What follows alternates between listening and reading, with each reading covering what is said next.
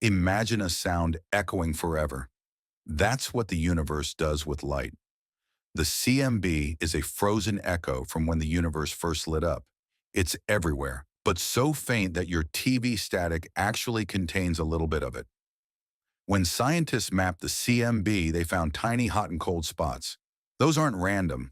They're the seeds of galaxies. Without them, no stars, no planets, no life.